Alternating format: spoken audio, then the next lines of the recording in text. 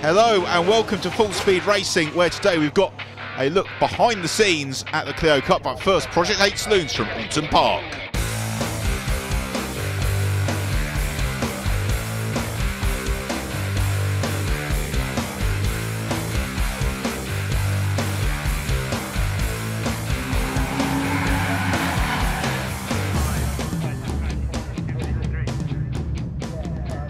Project 8 Racing Saloons, then, one of the most entertaining saloon car series that you'll see racing anywhere in the UK, with a wide-ranging field of saloons that were built up to the 1st of January 1994.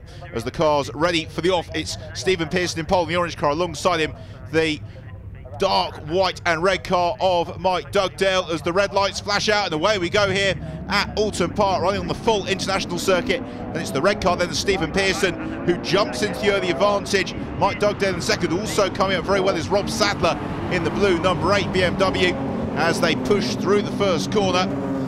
Amanda Ewings then in the BMW R car tribute livery. She's been chased by Colin Stubbs in the road as they head down out of Olds Hall into Cascades, and then long out of Cascades, powering past Lakeside and then into Island Bend, with Stephen Pearson then leading the way through Islands. He's got Dugdale though right on his tail, and then Robert Sadler. Also well away is Carl Catliffe. He sits in what is currently an all BMW top quartet, as Pearson has a big wobble coming out of Shallows corner. Dugdale then can't quite get onto his tail. In fifth is Nigel Innes. The first of the non-BMWs is the bright fluorescent yellow Peugeot of Don Hughes, as this very, very full field of well in excess of 20 cars works out of Shallows corner. Although the leader's already approaching his ease, and Pearson again has a bit of a slip there. The car just looking a little bit twitchy under braking. And this is a series where the drivers don't have a formation lap. They go straight into the race. They really are warming their tyres as they go on this first lap. And Nigel Innes has got Don Hughes there right on his tail. Innes, one of the most entertaining drivers in the series. Always a very, very spectacular proposition. Into Druids then, Pearson leads, and he's beginning to stretch his legs here over Mike Dugdale, Robert Sadler and Carl Catliffe. Then we've got that gap back to the Innes Hughes battle into Lodge then for the first time. And still this leading quartet bunched very, very closely. Carl Catliffe lost those 4 cars, number 38, and he is beginning to look as if he's quite keen to move up ahead of Rob Sadler and into that 3rd position. So they climb up over Deer Leap and sprint onto Olds Hall corner once more. And really challenging there is Carl Catliffe, all over the tail of Rob Sadler, but he can't quite force the way through at Olds Hall. So the pair of them then sprint out of Olds Hall in pursuit of the race. It is Stephen Pearson, and Sadler's got a problem. That car looks to be smoking quite badly, as we catch a glimpse there of the 100 car. That's John Wilcox, who is the series organiser and coordinator, works very, very hard to promote the Project 8 Racing Saloons and does a superb job. Stephen Murphy there in car 144, just running a little bit further back in the pack. He's got Christian Dean and Jason Podmore right ahead of him. There's Jason as he heads around Olds Hall, just in pursuit of Dean. As running a little bit wide was Stephen Murphy. Fortunately, without too many problems, as Colin Stubbs in the Rover picks his way through. And then we've got Andy Ewing in car 164, and pulling off in the back of the shot there is Robert Sadler. So Sadler, that smoke that begun to show as he came out of Olds Hall, has unfortunately put him out of the race. Andrew Partridge though, car 6, still very much in the running, looking for a solid top 20 finish if he can here. Andrew's got a little bit of work to do to latch himself up onto the tail of Paul Brooks, and he's got this Christian Dean and Jason Podmore battle going on behind him. These cars also regularly feature in the Marangoni Tyres Production BMW Championship, which is also coordinated by John Wilcox, and then they get the opportunity to race at the same meetings with the Project 8 Racing Saloons. Great value for money for the drivers, opportunity to squeeze in up to 4 races in a single day.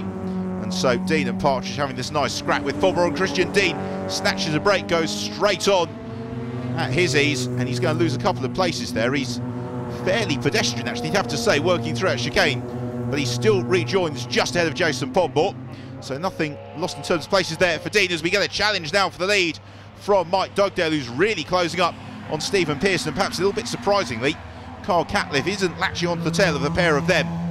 So jumping over Dear Leap through to complete another lap, and this is much closer between the leading duo as Pearson has got his work cut out here. Mike Dugdale has already won several races this year in the Project 8 Racing Saloons, most notably Silverstone back at the start of the year, which you saw here on Full Speed Racing.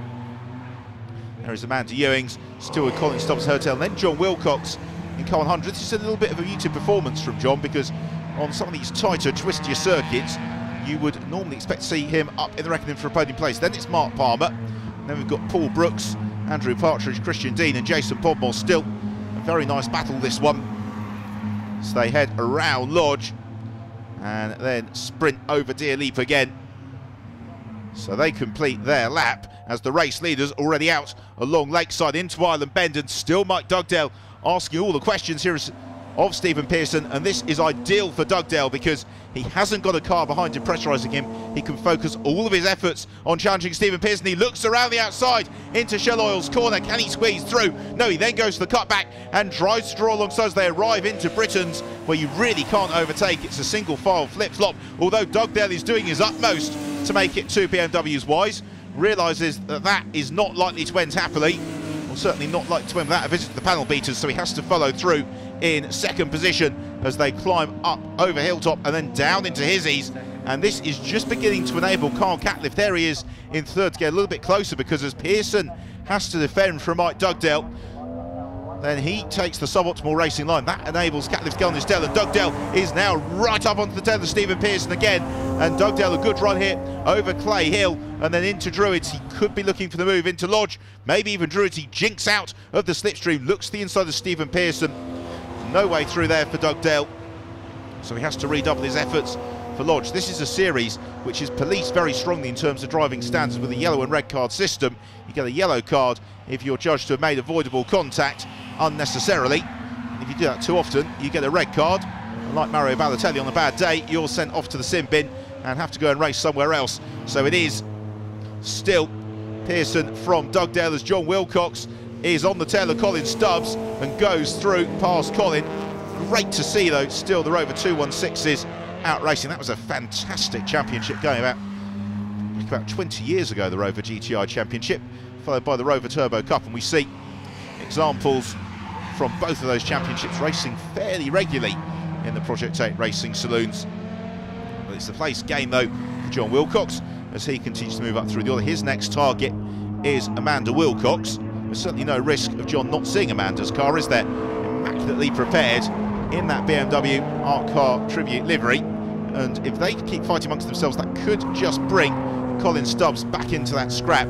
Meanwhile, the leaders have closed up very, very nicely, and Carl Catliffe is right up on the tail of Stephen Pearson, and this is what we rather wondered might happen if Pearson became too defensive, trying to see off the challenge of Mike Dugdale. It would bring Catliffe into the mix, but this is actually almost the best thing that could happen for Stephen Pearson, other than pulling away from Mike Dugdale, obviously, because it means that Dugdale is now going to be focusing his attentions as much in his rear-view mirrors as he is through his windscreen. And that may just take him off Stephen Pearson's case, although Dugdale gets a superb run out of Druids, and Pearson has to take a very tight defensive line into Lodge Corner. He'll be mightily relieved that they caught that slower car at just that moment, because that meant there was no way through for Dugdale.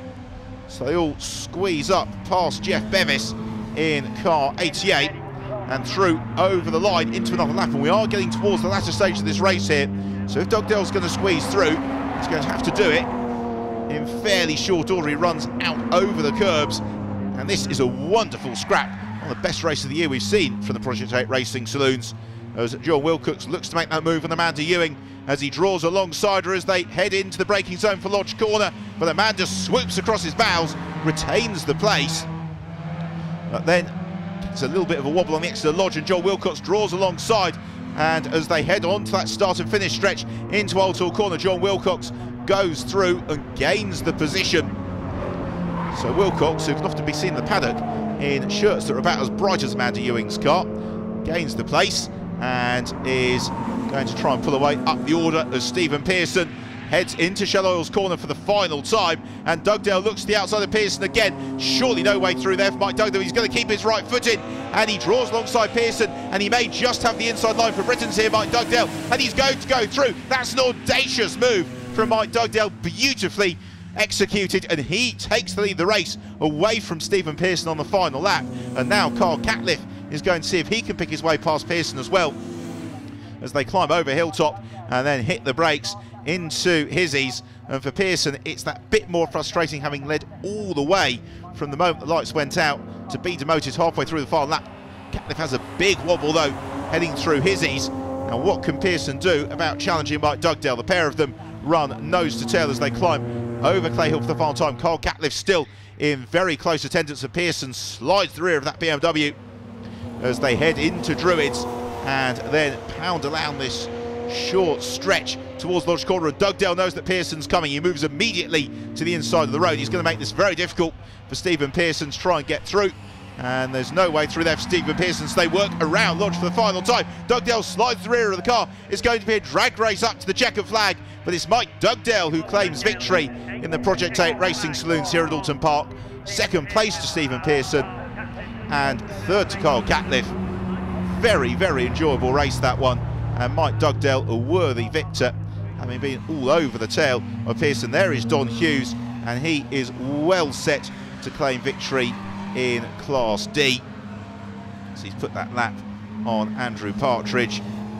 Partridge running in Class F, which actually claimed by Mark Palmer. So there's Don Hughes, his class victor, and he finishes 5th overall. It's Dugdale, Stephen Pearson and Kyle Catliffe who complete the podium here at Alton Park. Well, join us after the break when we go behind the scenes in the Clio Cup with Paul Rivett's team.